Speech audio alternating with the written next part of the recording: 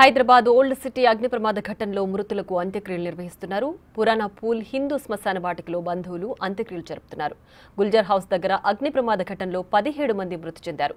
కన్నీటి వీడ్కోలు మధ్య మృతి చెందిన వారి బంధువులు అంత్యక్రియల్లో పాల్గొన్నారు.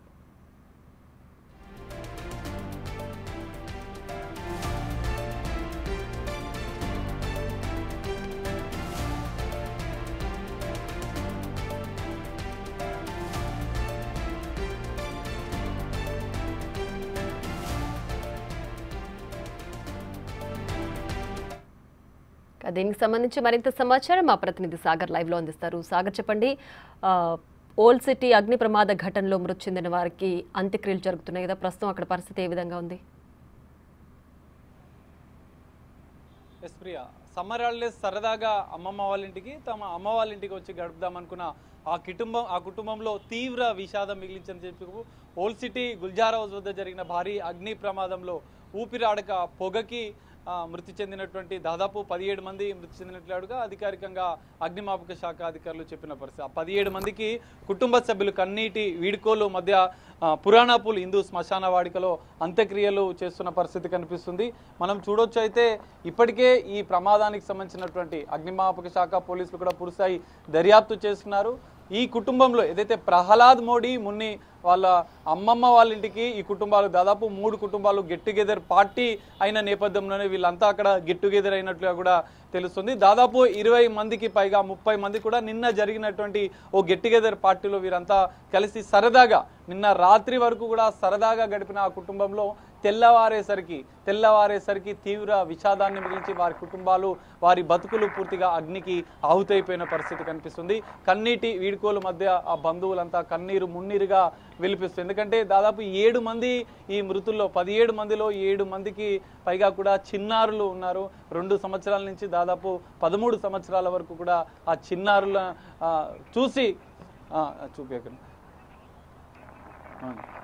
అని చెప్పి చెప్తున్న పరిస్థితి కనిపిస్తుంది. సో ఈ నేపథ్యంలోనే ఇప్పటికే ఇక్కడికి హిందూ శ్మశాన వాటిక దగ్గరికి కూడా హైదరాబాద్ జిల్లా కలెక్టర్, మేయర్ గద్వాల్ విజయలక్ష్మితో పాటుగా అనిల్ కుమార్ యాదవ్ కూడా వచ్చి ఆ కుటుంబాన్ని పరామర్శించిన పరిస్థితి కనిపిస్తుంది. అయితే ఈ ప్రమాదంలో రాజేష్ జైన్ అనేటువంటి కుటుంబం భార్య 3 పిల్లలు కలిసి నిన్న అమ్మమ్మ వాళ్ళ ఇంటికి వెళ్ళిన పరిస్థితి కనిపిస్తుంది. అక్కడికి వెళ్ళిన అనంతరం కూడా పెద్ద కూతురికి ఎగ్జామ్ ఉందని చెప్పి తిరిగి అత్తాపూర్కి తీసుకువచ్చాడు.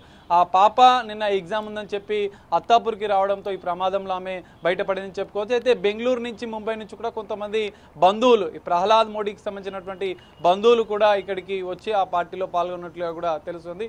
ఈ మొత్తం ఘటన అనేది తీవ్ర విషాదం మిగిలింది. మొత్తం ఈ రోజు జరిగినటువంటి ఈ ఘటనలో తీవ్ర విషాదం ఆ కుటుంబంలో నెలకొంది.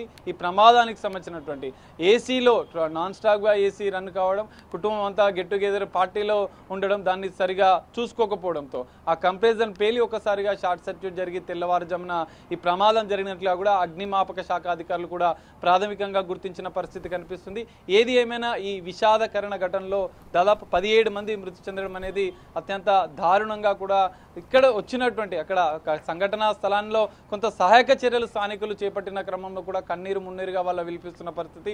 ఒక సంఘటన తీవ్రంగా కలిచివేసిన పరిస్థితి. తల్లి 2 పిల్లల్ని కూడా కాపాడే ప్రయత్నంలో తన ఒళ్ళోకి తీసుకొని ఆమె వాళ్ళ పిల్లల్ని కాపాడే ప్రయత్నం చేసింది. ఆ సహాయక చర్యల్లో పాల్గొన్నటువంటి ఇటు డిఆర్ బృందాలు కావచ్చు, అగ్నిమాపక సిబ్బందులు వాళ్ళను కూడా కంటతడి పెట్టించినటువంటి దృశ్యాలు ఈ ఘటనలో చోటు చేసుకున్న పరిస్థితి కనిపిస్తుంది. ఏది ఏమైనా ఈ తరహా ఘటనలు జరగకుండా ఉండేందుకు ప్రభుత్వం ఇప్పటికే సమీక్షా సమావేశాలు నిర్వహిస్తామని చెప్పి డిప్యూటీ సీఎం బట్టి విక్రమార్క చెప్పారు. పాత బస్తీ ఏరియాతో పాటుగా గోషంబాల్, బేగం బజార్ ఈ తరహా ప్రాంతాల్లో ఈ తరహా భవనాలు ఏదైతే కింద కమర్షియల్, రెసిడెన్షియల్ ఇవన్నీ ఉండడం వల్ల కొంత ఇబ్బందులు జరుగుతున్నాయి, ఈ తరహా ప్రమాదాలు జరుగుతున్నాయి. ఇవన్నీ జరగకుండా కూడా ముందు జాగ్రత్త చర్యలు తీసుకోవాలని చెప్పి కూడా ఇటు అధికారులు ఇటు స్థానికులు కోరుతున్న పరిస్థితి కనిపిస్తుంది. సో ఆ దిశగా కూడా ఇటు అధికారులు కదలిక రావాలి. ఈ తరహా ఘటనలు పునరావృతం కాకుండా కూడా ప్రత్యేక చర్యలు, అవగాహన కార్యక్రమాలు కూడా చేపట్టాల్సిన అవసరం కూడా ఖచ్చితంగా కనిపిస్తుంది. ప్రియా.